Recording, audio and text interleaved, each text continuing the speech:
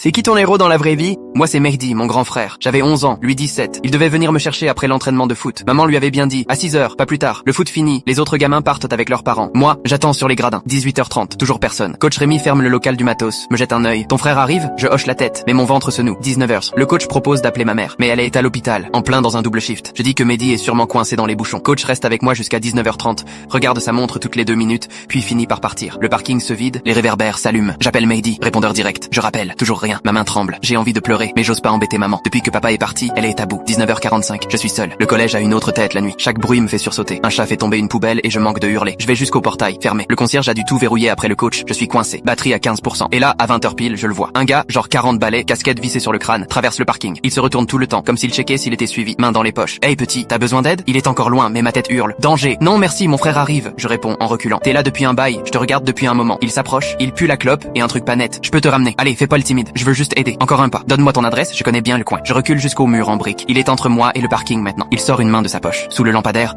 je vois un truc en métal. Mon cœur explose. Je peux même plus crier. Et là, gros crissement de pneus. La vieille voiture de Mehdi arrive comme un éclair. Elle dérape, freine à mort. Les phares illuminent la scène. Le gars se retourne, choqué. Mais il y a un souci. Mehdi sort de la voiture, en sang, chemise arrachée. Il titube. Samir, monte vite! Le type voit mon frère, furax et en sang. Et il trace sans demander son reste. Mehdi s'écroule contre la bagnole. Pardon petit frère, je suis désolé d'être en retard. À l'hôpital, pendant que les docs lui recousent le visage, il me raconte 3 mecs l'ont agressé devant l'épicerie. Il voulait tout. Il s'est battu, pas pour jouer les héros, parce qu'il pensait à moi, seul, en train d'attendre. Je pouvais pas te laisser, dit-il avec la lèvre gonflée. 12 points de suture, commotion. Il aurait dû appeler les secours, aller direct à l'hosto. Mais non, il a roulé 20 minutes, la tête en vrac, pour venir me chercher. Quand maman a su, elle a pleuré. Elle l'a serré fort en disant qu'elle était fière. Mais moi, je sais, ce soir-là, Mehdi a pas juste été courageux, il m'a sauvé, alors qu'il pouvait à peine tenir debout. Aujourd'hui, sa cicatrice au-dessus de l'œil est toujours là. Parfois, je le vois y toucher discrètement. Il sait pas que j'y pense tous les jours, à ce moment, à son choix. Il m'a mis avant tout.